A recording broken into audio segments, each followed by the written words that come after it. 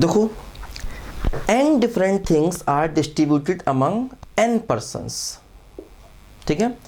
Find probability that at least one of them will not get anything. मतलब n चीज़ें हैं और n ही आदमी हैं।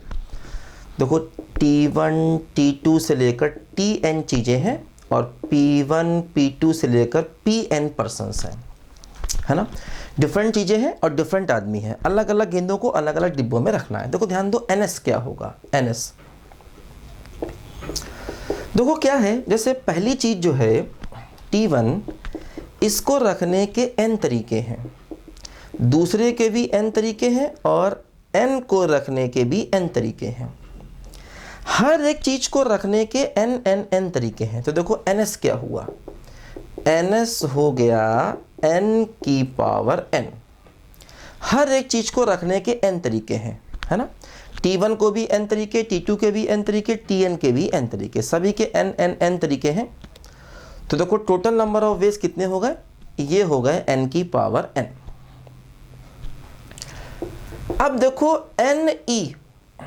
NE का मतलब क्या कर रहे हैं, प्रोबेबिलिटी किस बात की निकालनी है, at least one of them will not get anything. कम से कम एक आदमी को कुछ ना मिले, है ना। कम से कम एक आदमी को कुछ भी ना मिले। तो मतलब एक को कुछ ना मिले या दो को कुछ ना मिले या तीन को कुछ ना मिले या चार को कुछ ना मिले, है ना। देखो एटलीस्ट वन, क्या बताया था मैंने, at least one will not get anything. कम से कम एक को कुछ ना मिले। तो मतलब इसमें क्या करेंगे कि टोटल केसेस में से वो केसेस माइनस कर देंगे जिसमें सबको कुछ ना कुछ मिले, है ना। एटलीस्ट वन का मतलब टोटल माइनस उसका निगेटिव।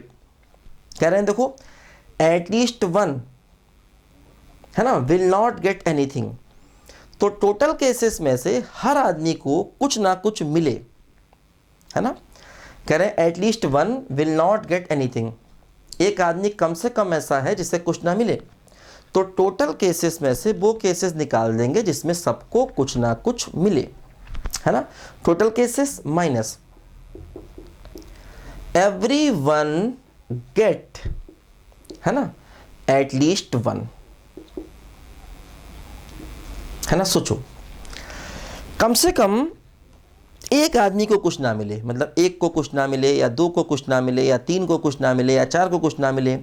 तो टोटल केसेस में से वो केसेस निकाल दो जिसमें सबको कुछ ना कुछ मिले, तो अपने आप ही यही केसेस बच जाएंगे। देखो सब टोटल केसेस कितने हैं, n की पावर n है। Every one get at least one, हर आदमी को कम से कम एक मिले। अब देखो टोटल n चीज़ें हैं और n लोग हैं, n चीज़ें हैं n लोग हैं। हम चाहते हैं सबको कम से कम एक मिले। तो सबको कम से कम एक मिले का मतलब क्या, हर आदमी को एक ही एक चीज़ मिले, क्योंकि n चीज़ें हैं और n ही आदमी हैं। जैसे मान लो 5 चीज़ें हैं, 5 ही आदमी हैं, हम कहें सबको कम से कम एक मिले। तो सबको कम से कम एक मिले का मतलब क्या, सबको एक ही एक मिल पाएगा फिर तो, क्योंकि 5 चीज़ें 5 आदमी हैं। n चीज़ें हैं n आदमी हैं और हम चाहते हैं सबको कम से कम एक मिले। तो इसका मतलब हर आदमी को एक ही एक मिले। तो अगर n चीज़ों को n जगह अरेंज करेंगे तो फैक्टोरियल n वेज होंगे, क्योंकि अगर हर आदमी को एक ही एक चीज़ मिले, है ना। अगर हर आदमी को, जैसे इसको रखने के n तरीके, दूसरे के n-1 तरीके, तीसरे के n-2 तरीके, लास्ट के 1 तरीके, तो ऐसे भी कर सकते हैं, n into n-1 into n-2 up to 1, तो n फैक्टोरियल ही होगा। क्योंकि हर चीज़ मतलब हर आदमी को कम से कम एक मिले, मतलब हर आदमी को एक ही एक चीज़ मिले। तो n चीज़ें हैं n आदमी हैं, अगर एक जगह पर एक ही चीज़ रखनी है तो n फैक्टोरियल हो गए। तो ये हो गया, बोलो n फैक्टोरियल। तो ये आया NE। तो प्रोबेबिलिटी क्या हो गया, बोलो NE अपॉन NS। अलग अलग कर दो, तो 1 minus n factorial upon n की पावर n। देखो ये हमारे प्रोबेबिलिटी का फाइनल आंसर आ गया। अच्छा क्वेश्चन है, क्योंकि वो एटलीस्ट शब्द जहाँ भी आ जाएगा ना, थोड़ा सा लॉजिक लगाना पड़ेगा। एटलीस्ट का मतलब टोटल माइनस उसका अपोजिट। तो टोटल में से उसका अपोजिट, जैसे कह रहे हैं किसी को कुछ भी ना मिले, तो हमने कहा हर आदमी को कम से कम एक मिले, है ना। किसी को कुछ भी ना मिले तो हर आदमी को कम से कम एक मिले, ध्यान दो। तो ये हमारे क्वेश्चन का फाइनल आंसर आ गया।